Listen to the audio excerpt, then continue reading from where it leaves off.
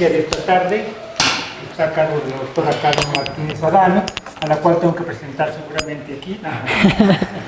Le va a hablar de las matemáticas a través de sus ejemplos y conceptos. Bueno, gracias, Max. Antes de todo, pues gracias por estar aquí, por seguir aquí. No agradezco, tienes a todos por haber Agradezco a todos por estar aquí. Bueno, la charla de hoy es parte de un proyecto de investigación en el cual he estado trabajando desde hace varios años, que tiene que ver con la compresión matemática, ¿no?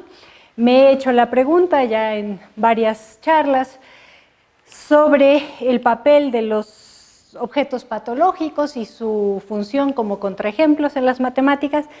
Y esta charla es, digamos, un poco paralela a ese trabajo, pero pues ya vamos a partir de, vamos a ampliar un poco la pregunta, incluyendo la función de los ejemplos y contraejemplos y viendo si en realidad son dos cosas distintas.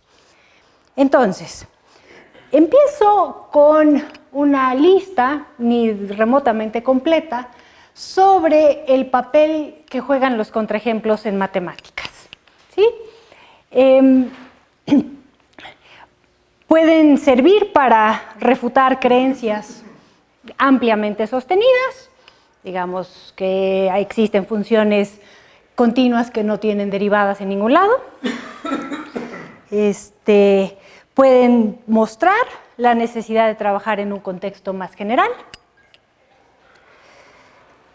Pueden mostrar que una definición es inadecuada o que por lo menos debe ser mejorada. Por ejemplo, pensemos en uno de los ejemplos o contraejemplos, depende cómo lo veamos, que voy a dar más adelante, la memoria de Peano de 1890, en el que construye una curva que rellena un área en el espacio, ¿no? Entonces, eso nos hace pensar que alguna definición no es adecuada, quizá la de dimensión. Sirven o han servido para abrir un campo nuevo, y además estas no son excluyentes, obviamente, ¿no? Para mostrar que una teoría es no trivial, o sea que sí existe algo ahí que estudiar, para mostrar el fracaso de un problema o de un programa propuesto, pensemos en el de Hilbert, para mostrar que una clasificación es errónea o incompleta, para contestar alguna pregunta abierta, por ejemplo, la pregunta de si todo espacio de Banach tiene una base, ¿no? Para mostrar que dos conceptos son distintos. Entonces, no, como les digo, no es que esta lista sea completa ni pretenda nunca estarlo, pero creo que esto describe de manera más o menos adecuada el papel que los contraejemplos han jugado en las matemáticas, ¿sí? Y junto con esto, o más bien, sí, de manera paralela, quisiera juntar estas ideas con las siguientes preguntas que han estado en mi mente desde hace tiempo. ¿Cuándo y cómo un objeto se vuelve un objeto matemático? Si esto ocurre de la misma manera dentro de diferentes ramas de las matemáticas, es decir, si los objetos algebraicos se vuelven algebraicos, de la misma manera que los objetos geométricos se vuelven geométricos. Y dadas estas preguntas, lo que yo quiero contestar o investigar es qué papel juegan los contraejemplos y los ejemplos en este proceso. Y bueno, voy a tomar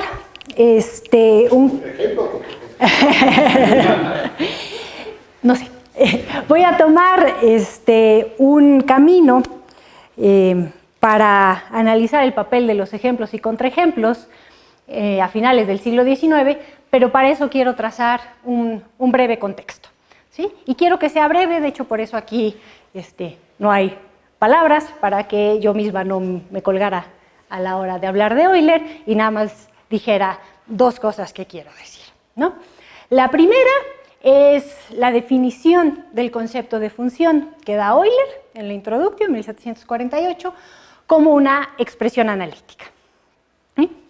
Y la segunda tiene que ver con la clasificación, bueno, la diferencia que hace Euler entre funciones y curvas, y es a estas segundas, a las curvas, a las que les atribuye la posibilidad de ser continuas o discontinuas.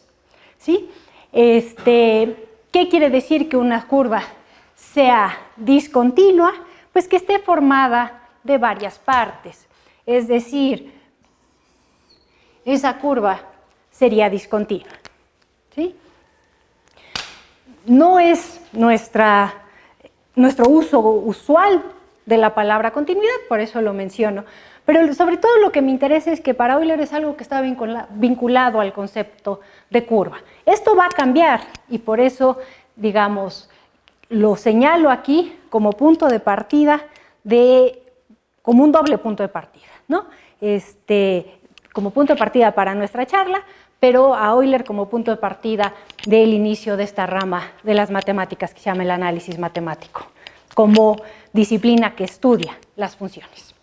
¿Sí? Entonces, digamos, ese es nuestro punto de partida. Pasan muchas cosas a lo largo del siglo XVIII que hacen que el concepto de función cambie, pero no me voy a adentrar en ellas ahorita, ¿no? Lo he hecho en otras ocasiones, es material que es bien conocido, hay todo un debate, por ejemplo, en torno de la cuerda vibrante, Julio en eso es experto, pero no me quiero meter en eso, ¿no? Nada más aceptemos la definición de función como la da Euler. Y un último comentario, tiene que ver con algo que es más difícil de decir, porque es bastante más sutil, que tiene que ver con cómo entiende Euler el concepto de función, es decir, cuáles son sus ejemplos. Sus ejemplos de funciones son lo que para nosotros, déjenme ponerlo en términos anacrónicos para poder ser breve, pues serían funciones suaves, ¿no? Las funciones que Euler está estudiando son funciones que se portan relativamente bien en términos de su diferenciabilidad. Son funciones que son continuas y tienen derivadas, ¿sí? Y lo peor que puede pasar es que a lo más no tengan derivadas en un par de puntos, ¿sí? Y esta es una visión bastante generalizada. Obviamente estoy simplificando, entonces pues hay errorcitos en lo que estoy diciendo, pero me interesa ahorita como un panorama general, pues porque quiero cubrir 100 años de manera más o menos rápida. Entonces, ese es nuestro punto de partida. La siguiente parada es 50 años después, poco más, Fourier, ¿no? Que está en el mismo texto del cual habló Jean ayer,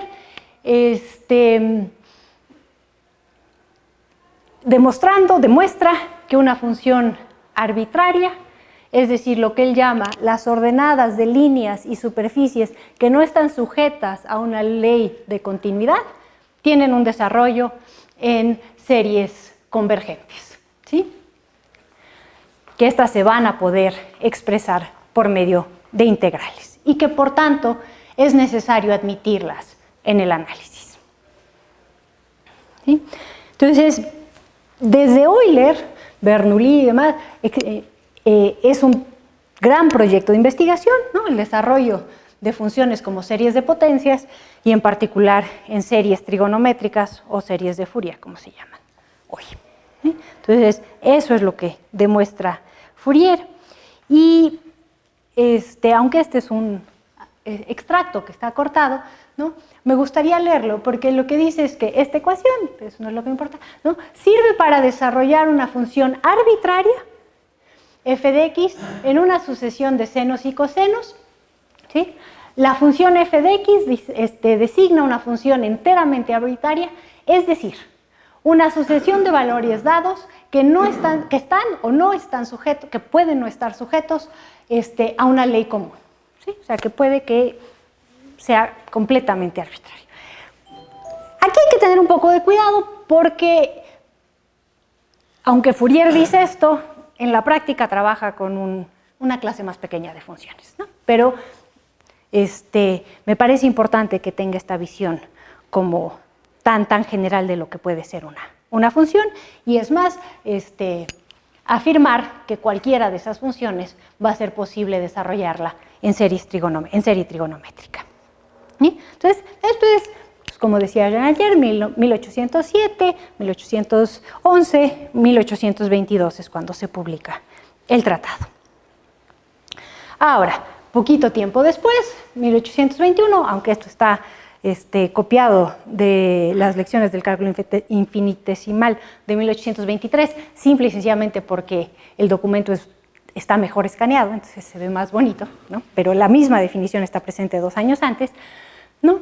Define Cauchy lo que significa que una función sea continua, y reconocemos ya algo que es muy cercano a nuestra definición, ¿sí?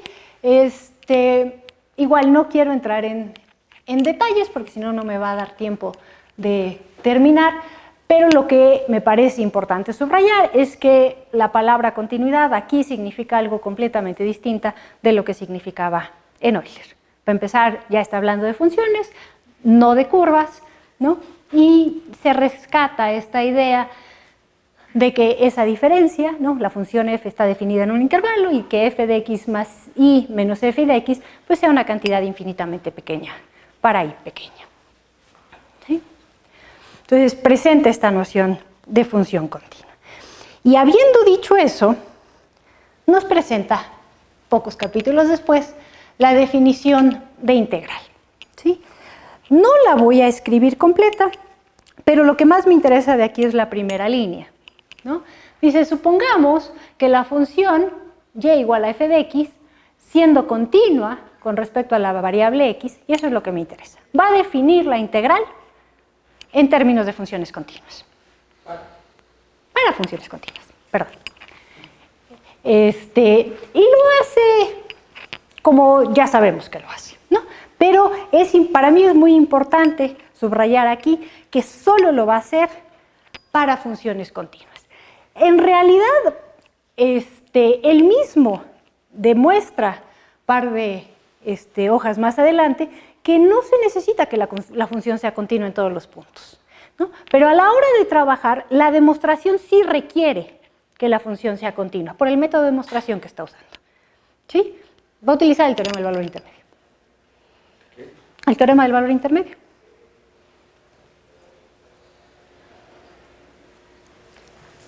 Entonces, es una condición para trabajar, para garantizar que se cumpla. Es necesario que esté continua por pedazos. Sí, sí, eso dije. No todo es Es lo que dije. el calor del intermedio vale por pedazos. Eso es lo que dije. Sí, ¿no? O sea,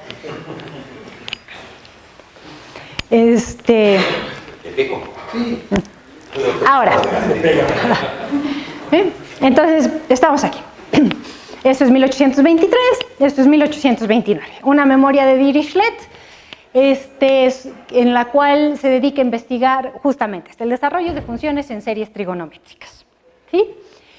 Y leo lo que dice. Es necesario que la función phi de x sea tal que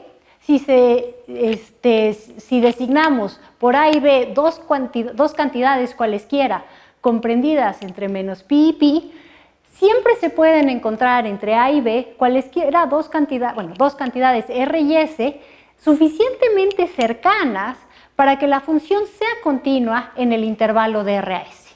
¿Sí?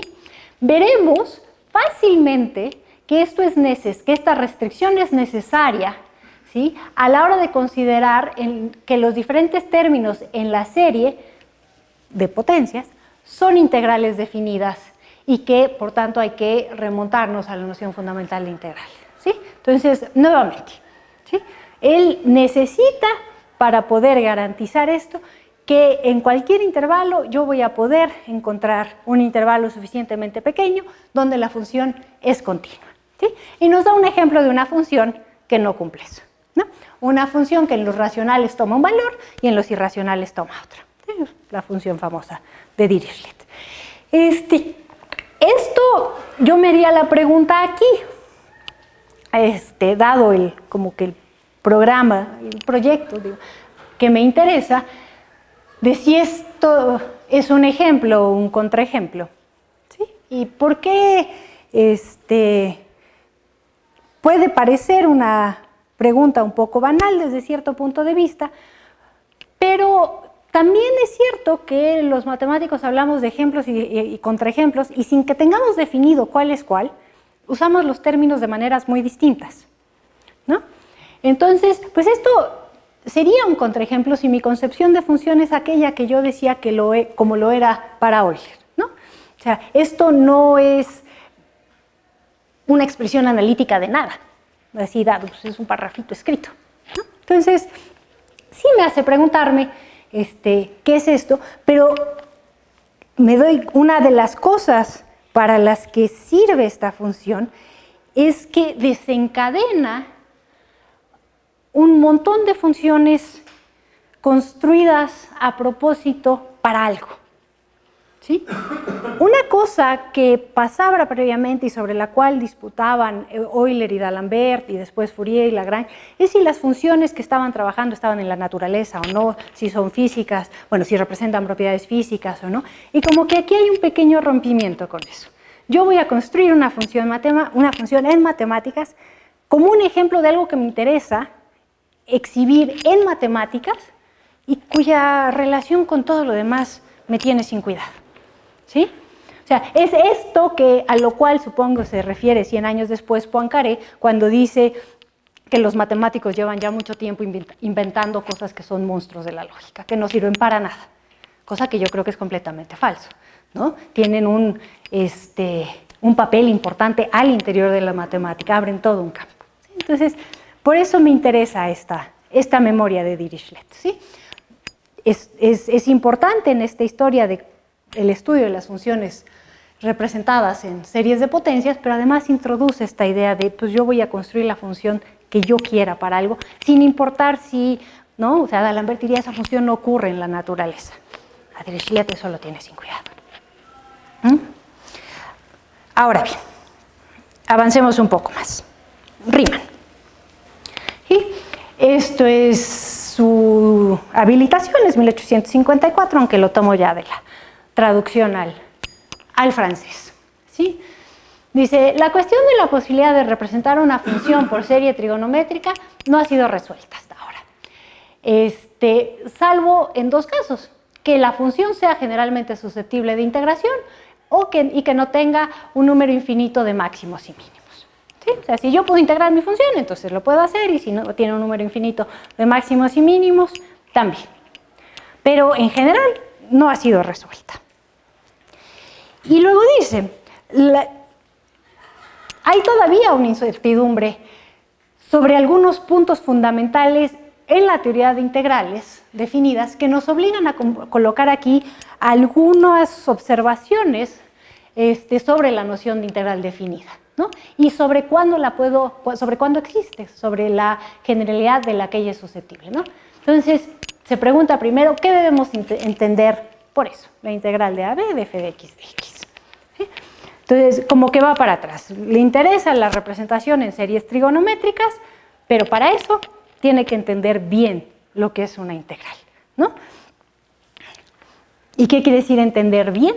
Pues entender cuáles son las condiciones mínimas que yo le tengo que exigir a una función para que exista. Yo sé que si le exijo ser continua, existe, pero sé también que eso es demasiado. Entonces, si entramos un poco en los detalles de lo que hace Riemann, él define la integral retomando la definición dada por Cauchy, que no mencioné hace rato, pero que es básicamente la que está aquí, ¿no? Es una función f que está definida en un intervalo de a b, y entre a y b mete n más 1 puntos, donde los extremos son a y b, que forman una sucesión creciente. Denota por delta k a las longitudes de los intervalos y toma épsilons k entre 0 y 1. Y entonces, si llamamos S a esa suma, que es f de xk recuerden es el extremo del intervalo, más una épsilon por la longitud del intervalo, por la longitud del intervalo. ¿Sí? Dice, esta suma S dependerá de la elección de intervalos delta y de las magnitudes epsilon, obviamente. Si ese tiene la propiedad de que sin importar la elección de deltas y épsilons se aproxima indefinidamente a un límite fijo A, cuando las deltas se vuelven infinitamente pequeñas, entonces este valor A es llamado la integral. ¿Sí? Es la definición que Riemann retoma de Cauchy. ¿Sí? Pero aquí no está pidiendo nada sobre F. Nada más dice, si F es tal que esa suma S se aproxima a A, entonces ese límite A va a ser la integral. ¿Sí? Y entonces la pregunta es, bueno, ¿cuándo va a pasar eso? Hay dos. ¿Qué? La pequeña error. ¿Cuál? Delta K plus A. Tienes esa delta y esa delta. ¿Está bien? ¿Tiene que estar adentro y afuera? Sí. Ah, bueno. Pero es que es la longitud del intervalo, ¿cómo se define ¿no? O sea, la integral es el límite de sumas de ese estilo. F evaluada en un punto intermedio por la longitud del intervalo. El punto intermedio se llama xk más epsilon k más 1 delta k más 1. Yo creí que el punto intermedio era xk más epsilon k. No. Porque el x menos x menos 1 es el delta k. Está bien. Y no soy yo, es Riemann, ¿no? Pero no hay error. Hay una pequeña diferencia con lo que se puede hacer, ¿no? Él está tomando siempre partiendo del extremo izquierdo del intervalo. Pero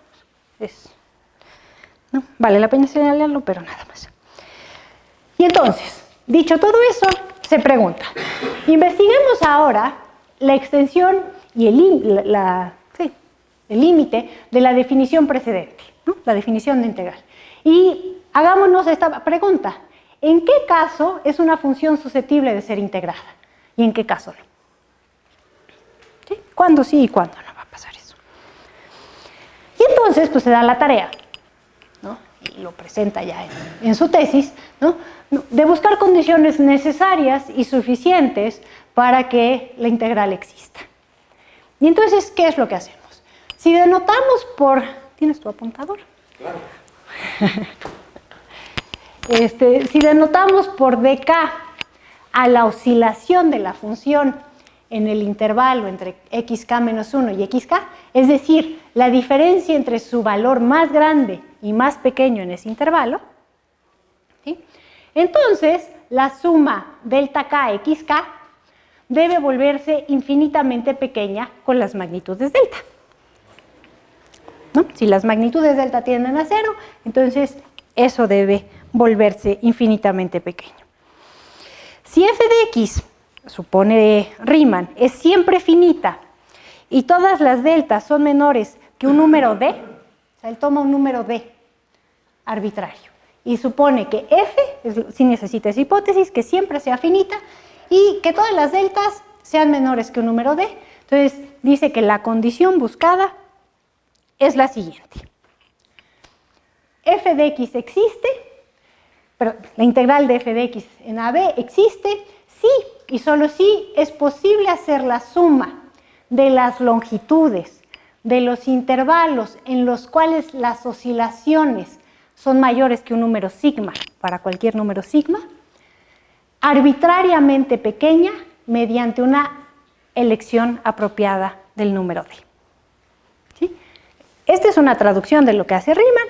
¿Qué es lo que quiere decir? Él se fija en la oscilación de la función. O sea, en cada intervalo, cuánto vale el valor más grande y el valor más chico y la diferencia. ¿Sí? Y lo que él está diciendo es que si las oscilaciones grandes, es decir, las que son mayores que algún número sigma que él puede tomar arbitrariamente, están contenidas en intervalos cuya suma es pequeña, entonces la función va a ser integrable. Y viceversa. ¿Sí? Entonces, pues evidentemente traduce el problema de integración a, si estamos pensando en una función de Rn, como es el caso aquí, ¿no? A fijarme en la suma de las longitudes de intervalos donde la función presente problemas. ¿Qué quiere decir que presente problemas? Que tenga una oscilación grande. Si las oscilaciones grandes están contenidos en intervalos que yo puedo acotar por un número, el que sea, entonces la función va a ser integrable. ¿Sí? Esto dicho en términos modernos, pues es lo que dijo Jan hoy en la mañana. La función es Riemann integrable si solo si el conjunto de puntos de discontinuidad es de medida cero. Pero esos conceptos, pues aquí no están, ¿no? O sea, medida cero aquí no tiene ningún significado, ¿sí? O sea, eso es, no hay medida, o sea, significa la suma de longitudes de intervalos, ¿sí? Pero entonces, bueno, tenemos esta idea. Y Riemann demuestra que en efecto es equivalente la definición que tenía a este criterio, entonces ya tiene un criterio. Y como es de esperarse, nos dice lo siguiente, ¿no? Después de haber encontrado las condiciones para la posibilidad de que exista una integral definida de manera general, ya no le estoy pidiendo nada a f, ¿no? O sea, ya no estoy pidiendo que de antemano satisfaga alguna propiedad.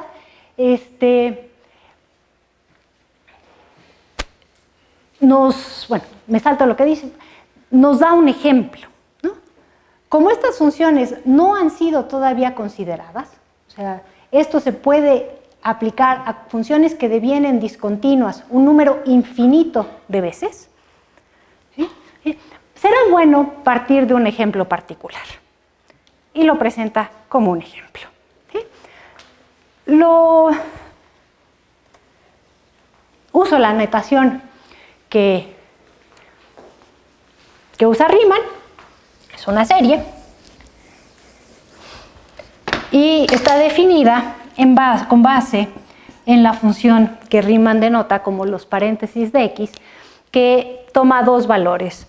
Esta función es la distancia de x al entero más cercano y 0 en los puntos de la forma n sobre 2. ¿Sí? O sea, esta función es así. Y entonces considera n de x y lo divide entre n cuadrada y lo suma y muestra que esta función tiene en cada intervalo una infinidad de puntos de discontinuidad. Pero satisface su condición. La longitud de intervalos donde esta función tiene oscilaciones más grandes que un número dado es siempre finito. Y entonces lo puedo acotar, ¿sí? Pero ya dimos un paso más, ¿no? Esta función es claramente discontinua, no nada más en puntos aislados, ¿sí? Y es susceptible de ser integrada. Entonces, nos está mostrando nuevamente que digamos, para definir, para entender bien el concepto de integrabilidad en este sentido, pues la noción de continuidad, pues en realidad, más que ayudarme, me estorbaba, ¿sí? Estaba yo restringiendo de más mi concepto. Ahora, este es un ejemplo, esto es 1854, pero pues esto desencadena un estudio, una serie de estudios muy interesantes, ¿sí?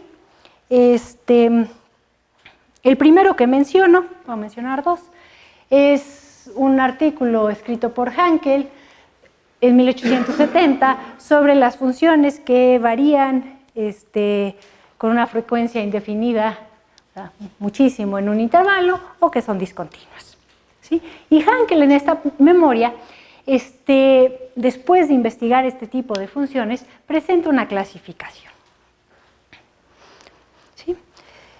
Las funciones continuas, las funciones que son continuas excepto en un número finito de puntos, y las funciones que son continuas excepto en un número infinito de puntos, ¿sí? Y estas las divide en dos, y me quedo con los nombres que les da. Las funciones que son puntualmente discontinuas y las funciones que son completamente discontinuas, ¿sí? Esto es interesante porque está, digamos, yendo más allá de lo que se tenía, ¿no? O sea, la clasificación en funciones continuas, discontinuas, aparece Bolzano, Cauchy y demás, y él está yendo más allá. Está... La de Dirichlet, ¿dónde la pongo? La de Dirichlet es completamente discontinua, pero ahorita voy a eso, ¿no? Vamos a ver qué significa esto. Nada más que no lo voy a ver en esta memoria, porque hay una cosa muy interesante de esta memoria, y es que él está siendo... Sí, la función de Dirichlet no es integrable, entonces va a ser función completamente discontinua. Pero, Hankel dice, el siguiente autor que vamos a ver, es víctima de haber entendido mal la memoria de Riemann, ¿sí?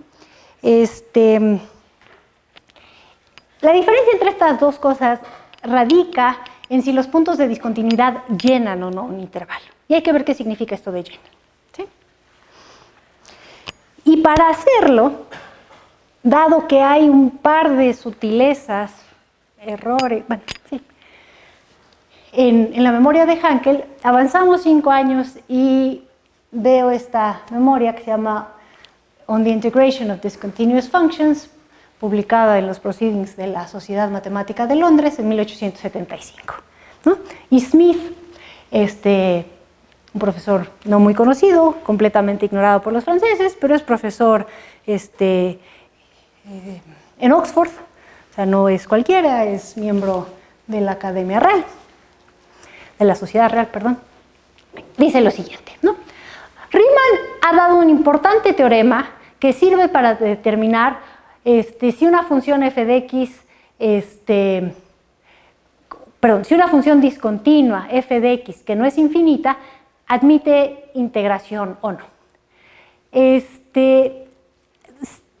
Se parecería deseable discutir este teorema un poco más porque parece que el teorema mismo ha sido malentendido y haber sido la base de inferencias erróneas, ¿sí?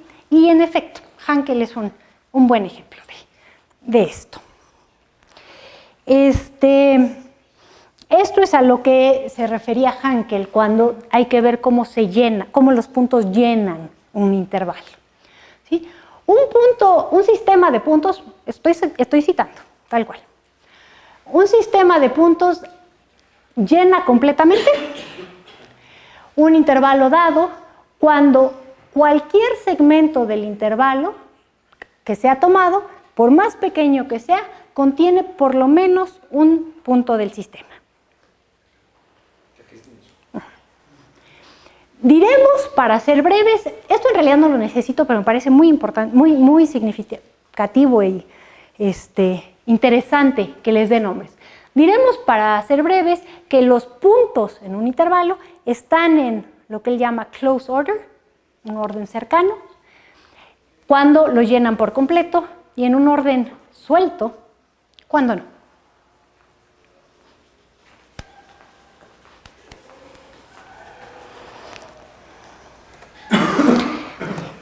Y nos da ejemplos. ¿Sí? Y dice, sea el sistema de puntos definido por la ecuación, x igual a 1 entre a, con a un entero positivo. ¿Sí? O sea, a es un entero positivo fijo, a es cualquier entero, mientras voy variándolos, me fijo en el conjunto de puntos en el sistema de puntos que describe x. Dice Smith, estos puntos son infinitos en número, claramente. Están indefinidamente, condensados en una vecindad del origen. No explica qué quiere decir esto, pero en la demostración es claro. Quiere decir que en cualquier vecindad, en cualquier segmento que contenga el origen, yo puedo encontrar puntos del sistema y están en orden suelto. Es decir, que yo puedo encontrar segmentos, piensen que estamos trabajando en 0,1, en donde no hay nadie del sistema, ¿no? Es claro. mi sistema de puntos en este caso, perdón, si esta es la recta, si este es el origen, pues están ahí, ¿no? Y entonces, pues yo puedo encontrar segmentos en donde no hay nadie. Entonces están en lo que llama Smith en un orden suelto. Sí, no es un ejemplo muy interesante para nosotros hoy. Simple y sencillamente estoy construyendo lo que Smith está tratando de hacer. Primer ejemplo. Segundo ejemplo. El sistema de puntos definido por la ecuación x igual a 1 sobre a1 más 1 sobre a2 con a1 y a2 enteros. ¿Sí? Sumados ahora. Estos puntos son infinitos en número. Estos puntos están indefinidamente condensados en una vecindad de cada uno de los puntos del sistema 1. ¿Sí? Entonces, si yo tengo aquí dibujado en rojo los puntos de mi primer sistema, pues los puntos del segundo hacen lo equivalente con cada uno de los del segundo sistema. ¿Sí? Entonces, el sistema de puntos es este. Y están en orden suelto. Es decir, sigue habiendo intervalos, segmentos, en donde no hay puntos de este sistema. Y lo demuestra. Exacto. Definimos un sistema de puntos, lo llama PS más 1, mediante la ecuación que está dada aquí, con las A's enteras. Se probó ya que P2 está en orden suelto, dice Smith, y suponiendo que PS está en orden suelto, se probará que PS más 1 está en orden suelto, y lo hace. Ahora, dados esos tres ejemplos, considera una función f de x que coincida con una función continua, phi, o sea, tiene una función continua phi, y Smith se pregunta por una función f que coincida con esa función continua en todos los puntos del intervalo 0, 1, excepto en los puntos de PS más 1. ¿Sí? Con la condición de que la diferencia entre las dos funciones en estos puntos no exceda una cantidad finita, sigma. O sea, que la oscilación de la diferencia esté controlada. Y entonces, prueba que f sería integrable, y no nada más eso, sino que las integrales coinciden. ¿Sí? O sea, va un paso más allá, nos está diciendo que las integrales de funciones que son iguales casi donde quiera son iguales, ¿no? Sí, abusará yo de los nombres, pero no lo voy a hacer. Ahora, el cuarto ejemplo, y aquí sí me dieron ganas de copiarlo tal cual.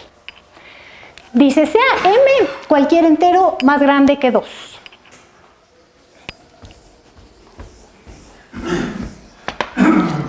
¿Sí? Dividamos al intervalo que va de 0 a 1, ¿sí? En m partes. ¿Les parece m igual a 3? Y ¿sí? Exentemos al último segmento de cualquier subsecuente división. Entonces, a este, el último, a este de aquí, ya no lo voy a dividir más. Pero a cada uno de los m menos 1 segmentos, 2 en nuestro ejemplo, dividámoslos en m partes.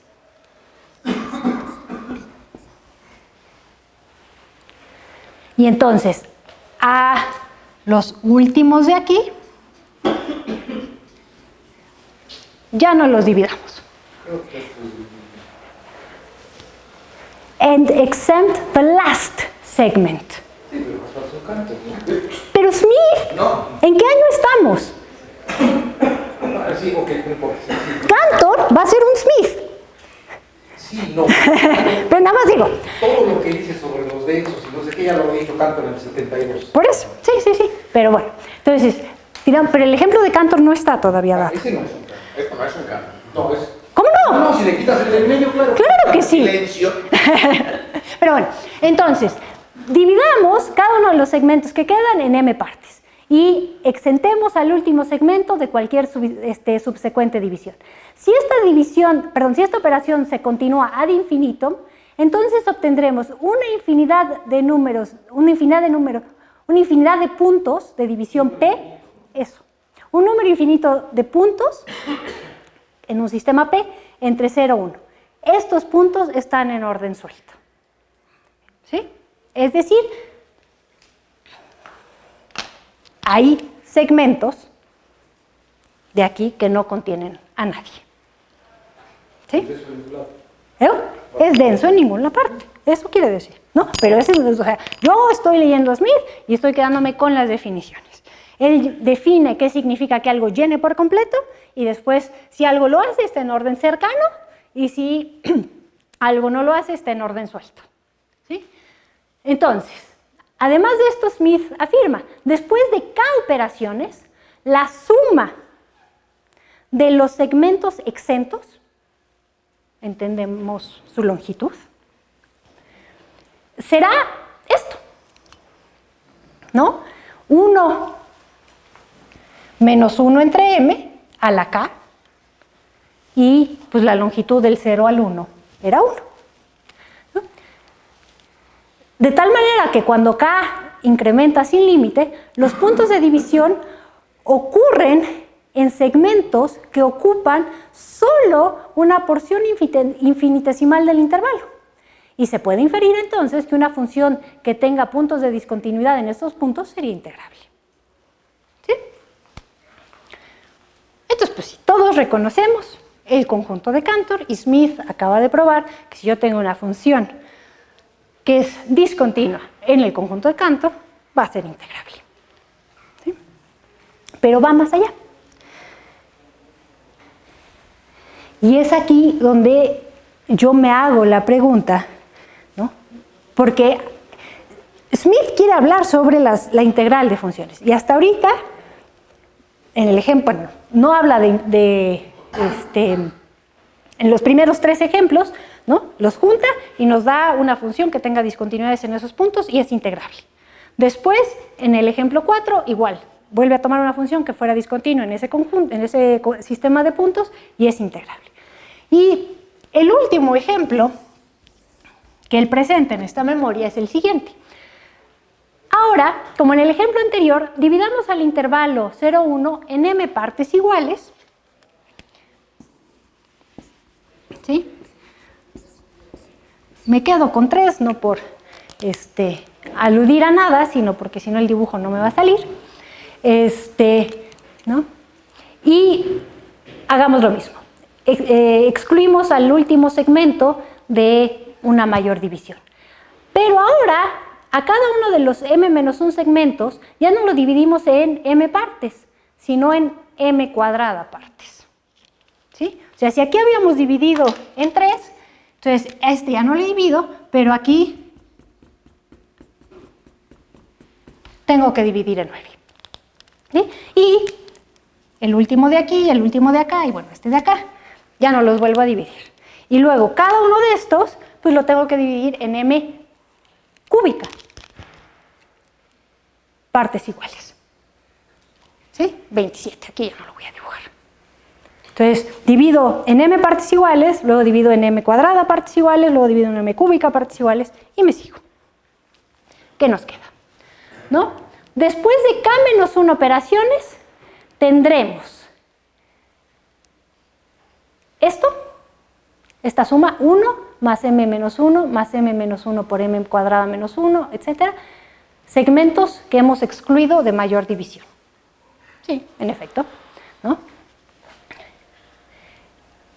Y la suma de ellos, nuevamente, aquí no hay ninguna palabra que esté usando Smith. No está hablando de su longitud, entendamos que está hablando de su longitud, ¿no? La suma de estos segmentos será esta. Esta suma, de las longitudes de los segmentos exentos, o sea, los que ya no dividí, ¿no? Cuando k crece sin límite, se aproxima a este límite, donde e es este producto. ¿Sí? Él no hace las cuentas, las hago, salen en efecto. Y lo que es importante es que esto es diferente de 0. Y en efecto, ¿no? Esto de aquí es positivo para toda m, entonces el producto es positivo. Ni siquiera tengo que calcularlo, lo puedo calcular, pero ni siquiera tengo que calcularlo, sé que es positivo. Y entonces, ¿no? La cantidad de puntos de este sistema Q, en diferencia, digamos, con lo que había pasado en el ejemplo 4, pues ahora sí tienen una, ¿qué digo?, longitud positiva, ¿no? Y nos dice, los puntos de división Q están también en un orden suelto, ¿sí? Pero aquí, ¿no? Esto de aquí ya es distinto de 0. Cosa que no pasaba con el sistema que él llamó P en el ejemplo 4, ¿no? Y entonces nos dice Smith, pero una función con discontinuidades finitas en los puntos de Q sería incapaz de ser integrada. ¿Por qué? Porque ya la medida del conjunto es positiva, pero no le está diciendo así, ¿no? Me exhibe un conjunto de puntos construido de una manera muy semejante a la del ejemplo 4. Pero la longitud del sistema de puntos Q es positiva, es decir, no la voy a poder meter en un intervalo tan pequeño como yo quiera. Y entonces una función que tenga puntos de discontinuidad a lo largo de todo Q, este sistema, no se puede integrar.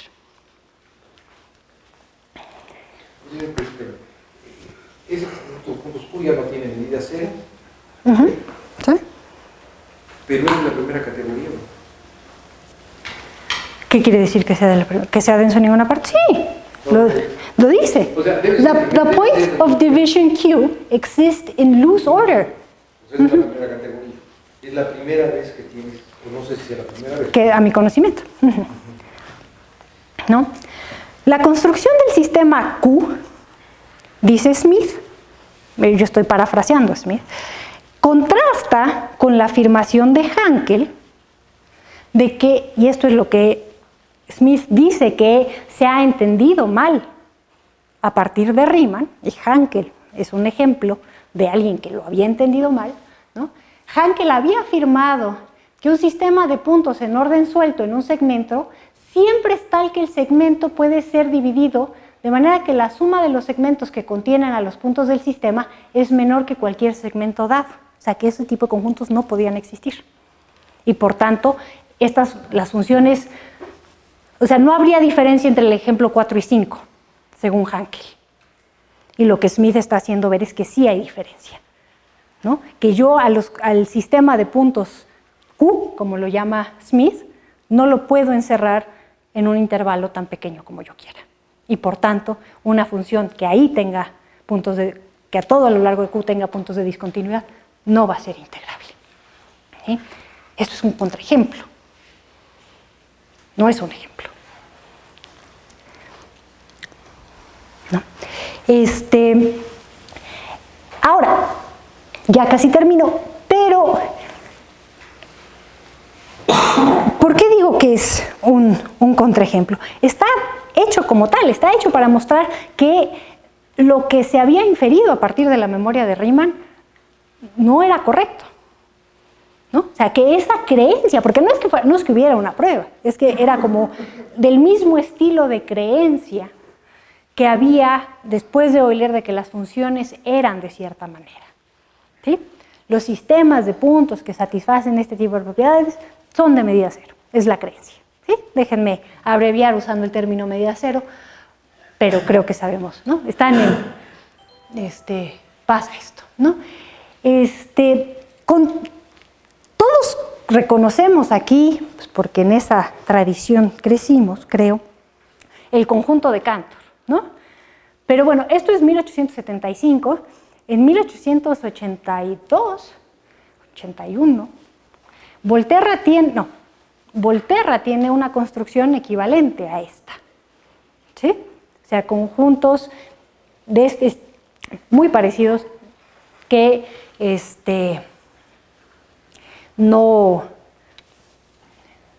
que van a ser densos en ninguna parte, pero que no van a tener medida 0, ¿sí?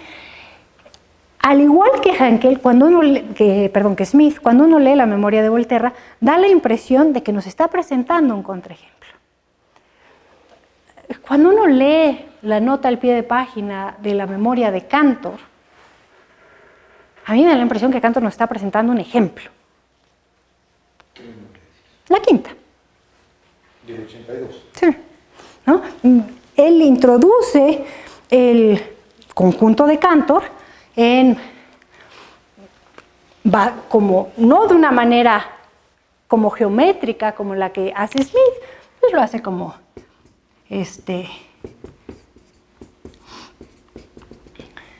todos sabemos, ¿no? El sistema de puntos formados así, donde las Cs son 0 y 2. ¿Sí? Y nos dice que este conjunto es perfecto, por tanto es no numerable, pero sin embargo tiene lo que hoy llamaríamos media cero. Pero hay algo ahí que es pues, parte de lo que yo quiero trabajar más a fondo, porque a primera vista, por lo menos, o con una primera lectura ingenua, si se quiere, parece que están jugando papeles muy distintos estos tipos de conjuntos que están siendo pues, construidos de una manera equivalente, diríamos hoy, ¿no? Incluso cuando avanzamos un poco más y llegamos, y ya con esto termino, a la memoria que escribe Peano en 1890, la que mencioné al principio, sobre una curva que llena un área plana, ¿no? ¿Qué está haciendo Peano aquí? ¿No? Peano utiliza una construcción equivalente a esta para construir su curva.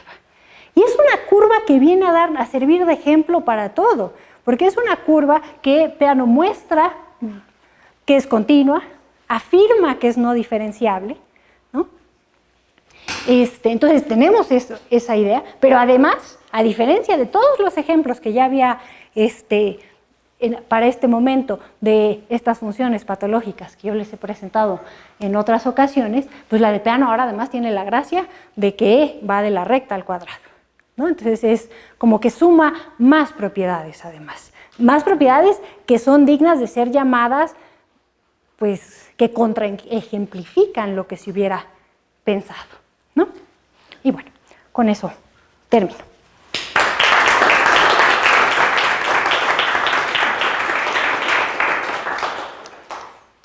Carlos, Marco. Ya.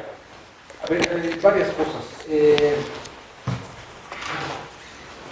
Bueno, a ver, primero comentario, ¿no? Me llama la notación, tú acusabas a los franceses de no haber leído Smith.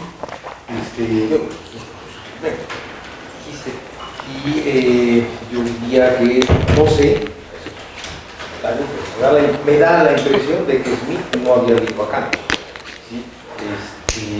Porque está escribiendo en el 75 una clasificación, la puede llamar como quiera, pero en última instancia, ¿sí? No, el que escribe. No, espera, las memorias de Kant escritas entre el 70 y el 72. Quien da una clasificación es Hankel, no Smith. No, sí, ya sé. Estoy diciendo, Kant pudo haber leído a Kant, ¿sí? ¿En el 70? Smith, dije. Smith pero... pudo haber leído a Kant, ¿sí? Las 5 memorias sobre las series trigonométricas. Sí, pero, perdón que te interrumpa, pero es que lo que sí dice Smith es, yo voy tras Hankel. O sea, la clasificación de Smith es la misma que la de Hankel. Yo tenía, bueno, iba a decir algo sobre las funciones, sobre los conjuntos que son densos en ninguna parte, pero bueno, okay. Ya voy a la observación que me parece más interesante. A ver, problema de ejemplos y contextos. Me parece muy interesante, construye un ejemplo, ya no sé si es un ejemplo, pero de un conjunto que resulta ser un conjunto que es denso en ninguna parte, pero que no es medida cero. Y eso me parece extraordinariamente interesante, y te voy a decir por qué. Ayer yo mencioné que, bueno, por la razón que sea, yo no había dado como en mi conferencia en que había trabajado ese libro que me parece extraordinario, que es la hipótesis del continuo de Sacchi. Más genial del siglo XX, digo yo. ¿Y por qué lo digo esto? Porque ya no me acuerdo bien, me culpa, yo ya estoy viejo, mis memorias y mis exámenes de la suenan bien. Sí. Pero recuerdo que en el segundo capítulo, Sierpinski dice que hay una condición que no me acabo de acordar, no puedo acordar cuál es, la condición C, llama la condición C, en la cual dice que, a final de cuentas, dice que supongamos que vale un principio de dualidad, usa la palabra dualidad, en la que vamos a suponer que todo teorema que se refiera a conjuntos y funciones definidas en un conjunto de primera categoría, se puede traducir a una propiedad que se refiere a conjuntos de medida cero. Y lo que demuestra es que si eso vale, si ese principio de dualidad valiera, la hipótesis del continuo sí. Es verdad, ¿Sí? sí. Es un resultado que me parece verdaderamente extraordinario. ¿Sí? Que por cierto, by the way, para los que todavía creen en eso, ¿sí? No tiene nada que ver con la jerarquía acumulativa. Él piensa las cosas donde se deben de pensar. ¿Sí? Y el punto es, evidentemente, Sierpinski sabe que no sé si leyó a Smith, pero sabe que hay conjuntos de... Leyó a Lebeck, sí. Sí, exactamente. ¿No? Entonces, a él no le preocupa si hay o no hay conjuntos, sabe que no todo conjunto de la primera categoría es de medida cero y viceversa, pero supongamos que nos movemos aceptamos este principio de dualidad, quiere decir, vamos a suponer que nos movemos en un conjunto de puntos en donde esto vale. ¿Sí? Y entonces la pregunta es, en este caso, ¿qué estaríamos suponiendo? ¿Es ejemplo o es contraejemplo? El conjunto Q.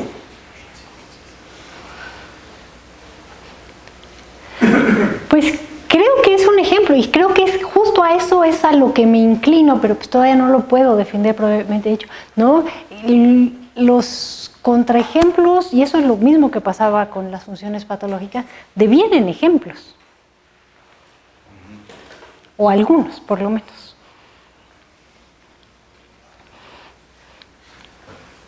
Marco, Prima di tutto, tal vez stava distraendo un momento, però me lo dijiste, però non lo hai detto altro. ¿Qué significa haber resuelto? Te lo pongo aquí, ¿no? Un sistema de puntos llenan por completo si son densos. ¿No? Entonces, si están en orden suelto, es que no lo son. Si no son densos. Bueno, claro, ok.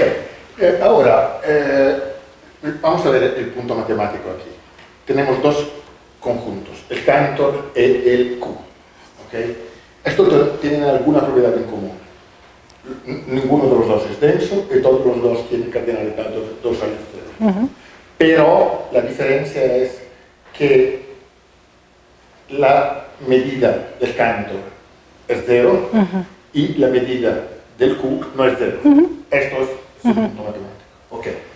Entonces tú dices que uno es un ejemplo, el otro es un contraejemplo.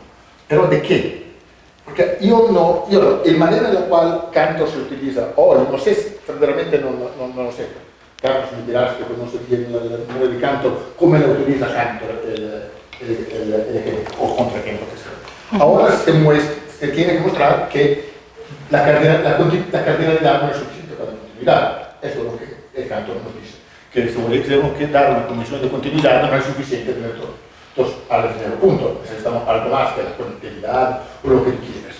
En este caso, esto es un contraejemplo de la afirmación que la continuidad es una cuestión de cardinalidad, pero es un ejemplo de la afirmación que la conectividad es una condición esencial de la continuidad. Bueno, entonces es un ejemplo de una cosa y un contraejemplo de otra. No es problema, no está en él, está como lo utilizamos. Sí, estoy de acuerdo. Y me parece que el Q es, si comprendo bien, un contraejemplo a la afirmación que todos los continuos no densos que han cardinalidad 2 al 0 tienen medida 0. Puede tener medida más que 0 y todavía ser densos en cualquier lugar. Y en este caso es un contraejemplo. De otro lado, puede ser considerado como un ejemplo, ahora va a ser un poco más complicado decir de qué, pero seguramente se puede construir fácilmente de qué. Entonces, al final lo que quiero decir, si comprendo bien, es que la distinción ejemplo contra ejemplo no es muy relevante. Ejemplos son contraejemplos, contraejemplos son ejemplos, según el punto, la pregunta que estás haciendo. ¿Es tu punto? Sí, pero justamente creo que esa parte de según, o sea, la diferencia según algo, y creo que eso lo vuelve relevante, porque creo que en el papel histórico sí tienen o sea, sí llega un momento donde yo estoy hablando de contraejemplos y de repente, y después se vuelven ejemplos de una misma propiedad. O sea, no nos cambiemos de propiedad ahorita. Entonces, antes estábamos hablando de integralidad, Ajá. ahora estamos hablando de teoría de los conjuntos. Por eso, pero estos... Este es el punto. Ajá, exacto. O sea, entonces, si nos quedamos con, ¿no? Creo que esto también muestra cómo surgen otros objetos en matemáticas, pero Estás hablando con un platonista. sí, por eso Yo soy. sí, yo estoy hablando, sí. Entonces, La buena filosofía. sí. Entonces, creo que si nos quedamos con bajo una misma propiedad, creo que puedo mostrar que lo que surge como un contraejemplo en alguna de las categorías que mencioné al principio puede devenir un ejemplo, ¿no? Con las funciones patológicas así sucede, ¿no? Hasta el grado tal de que si tú me das todas las funciones continuas, con probabilidad 1, si yo la saco una al azar, es continua no diferenciable, ¿no? O sea, esas son las funciones que deberíamos estudiar, esas son de las que más hay, las otras no pintan, ¿no? Entonces, en ese sentido, si no me cambio de propiedad, creo que pasa eso, ¿no? Surge como contraejemplo para mostrar que hay algo que tiene que ser estudiado, ya sea que alguna pregunta se contesta, que algo no estaba claro, que el contexto tiene que ser redefinido, que la definición debe ser mejorada, lo que sea, y evolución. Claro, cuando pasan este tipo de que hay intersección de dos líneas de estudio, pues se vuelve todavía más interesante, porque una cosa es lo que, o sea, una lectura es esa, pues la distinción no es relevante porque es ejemplo de una cosa y contraejemplo de otra, pero creo que eso hace justamente que, por ejemplo, ¿por qué es tan estudiado el conjunto de Cantor? ¿Por qué todo matemático ha escuchado hablar de él? ¿Por qué es el ejemplo? Porque creo que satisface haber estado en la intersección de esas dos cosas.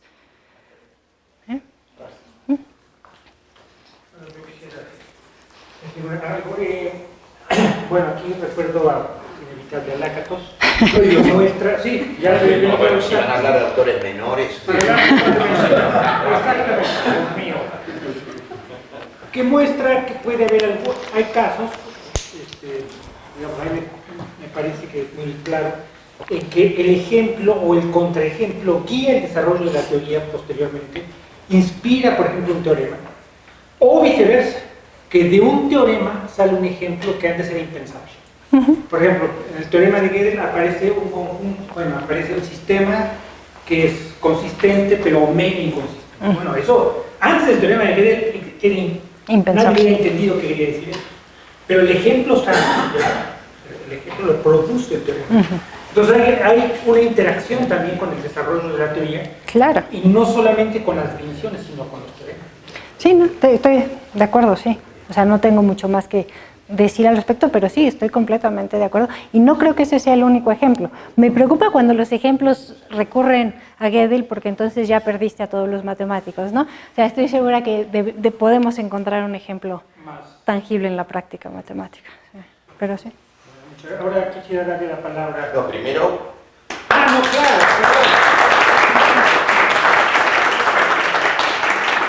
Gracias. No un aplauso, sino muchos. Ahora quisiera darle la palabra al doctor Abel Lasalle Casonado. Por elección democrática, con un solo votante, el comendatore Marco Panza, he sido designado para agradecer a los organizadores del evento, a Carlos, pero mucho más a Carmen, por esta organización, agradecer al público que ha participado del evento, muchas gracias. Un número expresivo, ha sido realmente un evento intenso, con 6 trabajos por sesión, por cada día. sesión, mañana y tarde.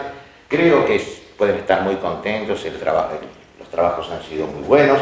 De mi parte, he escuchado a algunos con mucho placer por su contenido, otros con franca irritación por su contenido, pero en todos los casos reconociendo que esto no es una cuestión de gustos, que todos los trabajos han sido muy bien elaborados, muy bien presentados, y que eso es lo que se espera de un muy buen evento en filosofía como el que han organizado. Muchas gracias. Gracias.